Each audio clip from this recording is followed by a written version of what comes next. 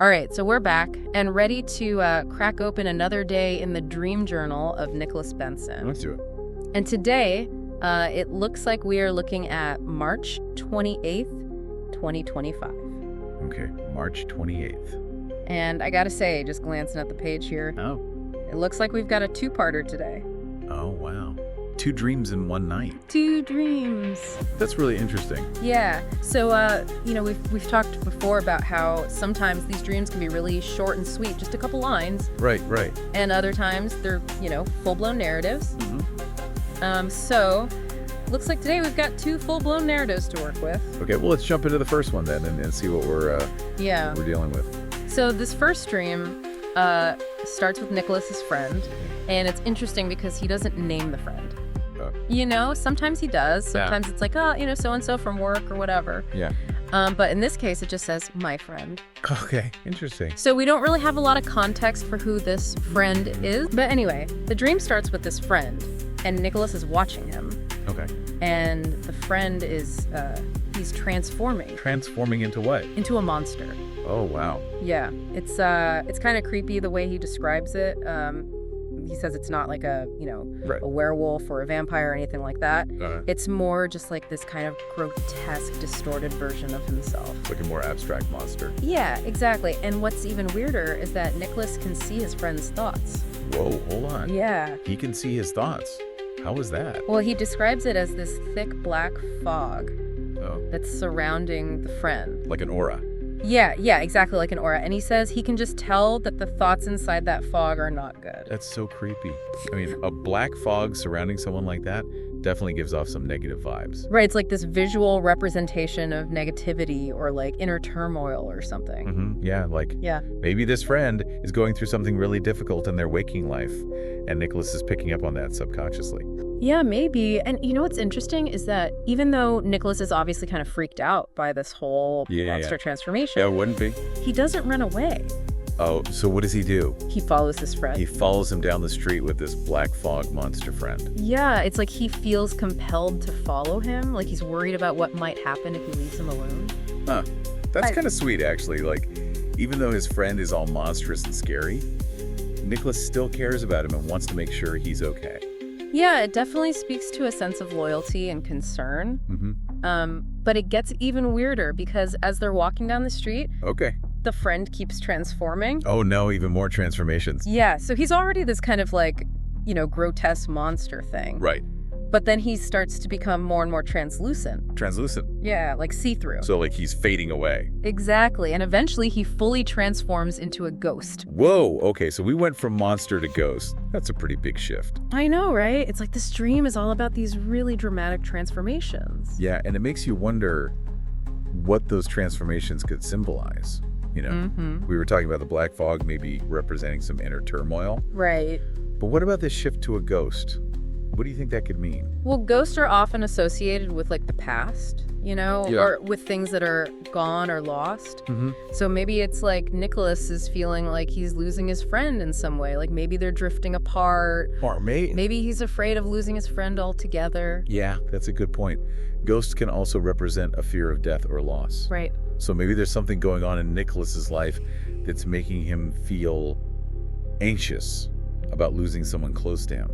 It's definitely possible, especially with that whole black fog aura thing, Yeah. Like maybe he senses that something's wrong, but he doesn't know what it is or how to help. Right, and that feeling of helplessness can be really scary. So what happens next? They're walking down the street. The friend is now a ghost. Is Nicholas still following him? He is, yeah, but then something else happens. Okay, what is it? He sees a woman walking towards them. Okay. And he gets this sudden urge to protect her. From the ghost friend. Yeah, it's like he knows that the ghost is going to do something bad to her. Oh, wow. So even though the friend is now a ghost, Nicholas still sees him as a potential threat. Yeah, and he's not just worried about himself, he's worried about this random woman, too. It's interesting. It's like his protective instincts are kicking in. Exactly. So what does he do? Does he, try to fight the ghost? No, he doesn't fight the ghost, he just grabs the woman's hand. Okay. And pulls her into a random office building. A random office building. Yeah, I know it's kind of a weird choice, but that's what the dream says. Okay, so he's seeking refuge in this office building. Yeah, and they just stay there until he wakes up. Huh. So that's the end of the first dream. That's the end of the first dream. Wow. There's a lot to unpack there. I mean, we've got the monstrous transformation, the black fog, the ghost, the predictive instincts, the random office building. It's a lot, yeah. And I'm really curious to hear about this second dream now because, you said it takes place in a completely different setting. It does, yeah. It's very different. All right, well, let's dive into dream number 2 then. Okay, so this second dream starts with Nicholas finding himself on a constellation of stars. Whoa, hold on, a constellation of stars like up in space. Yeah, like he's actually standing on the stars themselves. That's so cool. I mean, it sounds beautiful, but also kind of disorienting. Right, and he specifically mentions that the stars are all on this black two-dimensional plane. A black two-dimensional plane. That's interesting. What do you think that could represent? Well, black is often associated with the unknown or the mysterious. Yeah. And the two-dimensional aspect could symbolize like a simplified or limited perspective. So maybe it's like he's seeing the universe from a very basic or fundamental level. Yeah, maybe. Or like he's only able to perceive a small part of a much larger reality. That makes sense. And it kind of ties in with the whole constellation thing, How so? Well, constellations are these patterns that we impose on the stars. Right. They're not actually real things. They're just ways for us to make sense of the vastness of space. Mm-hmm. So maybe this black two-dimensional plane is like a representation of the limitations of our human understanding. That's a really interesting thought. Yeah, and then there's this other element that he mentions. What's that? He says that he can feel the minds of the world. Whoa. Yeah, it's like he's suddenly connected to the thoughts and emotions of every living being on the planet. That's pretty intense. I know, right? It's like this sudden, overwhelming sense of empathy and interconnectedness. Mm-hmm. And do you think that feeling is connected to the black two-dimensional plane in some way? Maybe. Yeah, it's like maybe by stripping away all the complexities of the physical world, right, he's able to tap into this deeper level of consciousness where everything is connected. That's a really cool idea. Yeah, and then it gets even weirder. Of course it does. Because at the center of this plane, there's a giant constellation of green stars. Green stars? Yeah, but he says that they resemble the head of a Sentai Ranger.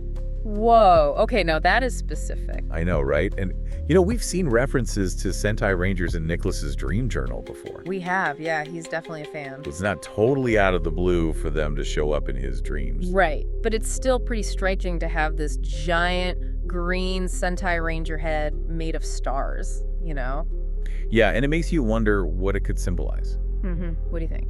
Well, Sentai Rangers are often associated with heroism and justice. Right. And green is the color of growth and harmony. So maybe it's like the symbol of hope or positive change? Maybe, yeah. Or like a representation of Nicholas's own aspirations or ideals. I like that. And what's really interesting is that he actually talks to the Star Ranger. He talks to it. What does he say? He asks it about the nature of knowledge. Whoa. That's a pretty deep question. It is, and the Star Ranger's answer is even deeper. What does it say? It says we are all connected to the plane. Everything is connected. Wow, that's so profound. It's like this affirmation of the interconnectedness of all things. Right, and it kind of ties back to that feeling he had earlier of being connected to the minds of the world. Exactly. It's like this dream is really emphasizing the idea that we're all part of something much larger than ourselves. Mm-hmm. And that even though we might feel isolated or alone, we're actually all connected in some fundamental way. Yeah, and that connection can be a source of strength and hope. Absolutely. So do you think there's any connection between these two dreams? I was just thinking that they're so different in terms of setting and imagery. Right, one is all about this personal anxiety and fear, and the other is this expansive cosmic exploration. But maybe they're both dealing with the same underlying theme, What? like the need for connection. Oh, I see what you mean. Yeah, in the first dream, he's worried about losing his friend. Right. And in the second dream, he's discovering this universal connection to all beings. That's a really interesting observation. It's like maybe the first dream is the problem, and the second dream is the solution. Yeah, or at least a possible solution. Right. It's like Nicholas's subconscious is working through these anxieties about isolation and disconnection. And maybe ultimately finding some comfort in the idea that we're all part of something bigger than ourselves. Yeah, I like that. So what do you think, listeners? What do you make of these two dreams from March 28th? Yeah. What stands out to you? Do you see any connections between them? Have you ever had dreams that felt like two parts of a whole? Let us know your thoughts. And in the meantime, we'll keep exploring the dreamscape of Nicholas Benson. Until next time. Sweet dreams. Sweet dreams.